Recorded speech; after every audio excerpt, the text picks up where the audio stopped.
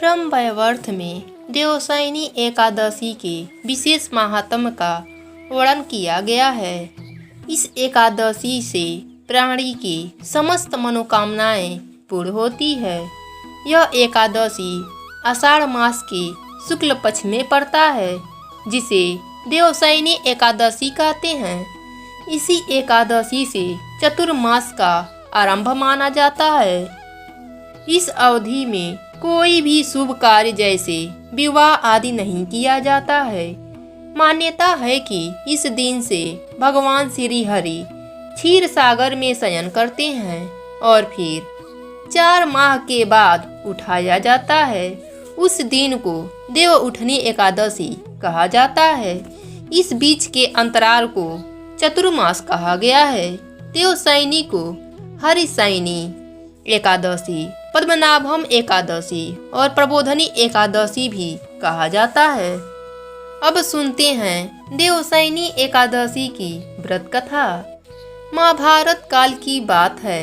एक बार धर्मराज युधिष्ठिर ने भगवान श्री कृष्ण से कहा, हे केशव, आषाढ़ शुक्ल पक्ष एकादशी का क्या नाम है? इस व्रत को करने की विधि क्या है और किस देवता की पूजन किया जाता है? श्री कृष्ण कहने लगे, हे युधिष्ठिर, जिस कथा को ब्रह्मा जी ने नारद से कहा था वही मैं तुमसे कहता हूँ। ध्यान पूर्वक सुनो।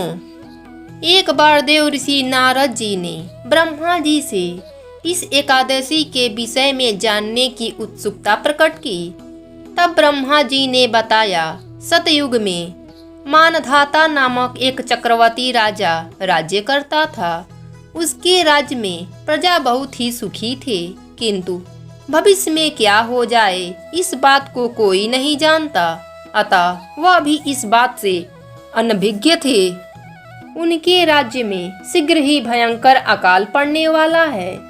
उनके राज्य में पूरे 3 वर्ष तक वर्षा न होने के कारण भयंकर अकाल पड़ा। इस अकाल से चारों ओर त्राहि त्राहि मच गई।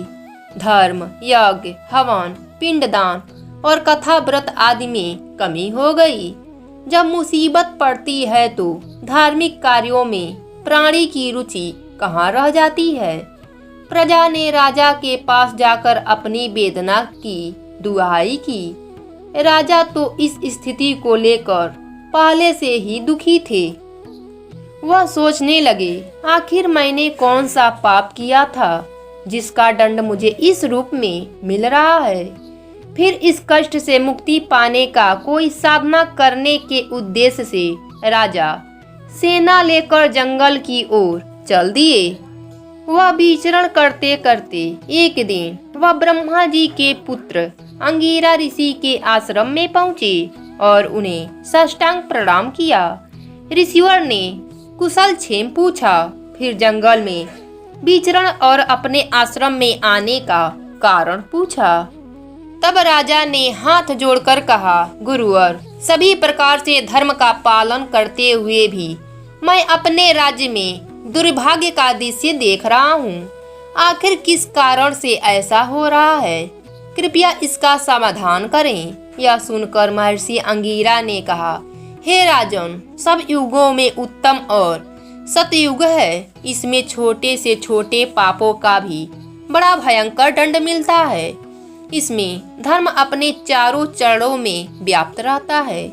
ब्राह्मण के अतिरिक्त किसी अन्य जाति को तप करने का अधिकार नहीं है, जबकि आपके राज्य में एक शूद्र तपस्वी तपस्या कर रहा है। यही कारण है कि आपके राज्य में वर्षा नहीं हो रही है। जब तक वह काल को प्राप्त नहीं होगा तब तक यह दुर्भाग्य शांत नहीं होगा। दुर्भाग्य का शांति उसके मरने से ही संभव है। किंतु राजा का हृदय एक निरपराध शूद्र तपस्वी का समन करने को तैयार नहीं हुआ। उन्होंने कहा, हे देव, मैं इस निरपराध को मार दूं, यह बात मेरे मन को स्वीकार नहीं कर रहा है। आप इस दोष से छूटने का कोई दूसरा उपाय बताइए। तब ऋषि कहने लगे, हे राजन, यदि तुम अन्य उपाय जानना चाहते हो तो सुनो।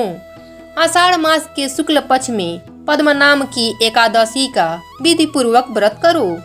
व्रत के प्रभाव से तुम्हारे राज्य में वर्षा होगी और प्रजा सुख प्राप्त करेगी, क्योंकि इस एकादशी का व्रत सभी सिद्धियों को देने वाला है और समस्त उपद्रवों को नाश करने वाला है। इस एकादशी का व्रत तुम प्रजा सेवक तथा मंत्रियों सहित करो। मुनि के इस कथन को सुनकर राजा अपने नगर को वापस आया और उसने विधि पूर्वक पद्मा एकादशी का व्रत किया। उस व्रत के प्रभाव से वर्षा हुई और प्रजा को सुख प्राप्त हुआ। अतः इस मास की एकादशी का व्रत सभी मनुष्यों को करना चाहिए। यह व्रत इस लोक में भोग और परलोक में मुक्ति को देने वाला है। इस कथा को पढ़ने और सुनने से मनुष्य के समस्त पाप नष्ट हो जाते हैं। प्रेम से बोलिए विष्णु भगवान की जय।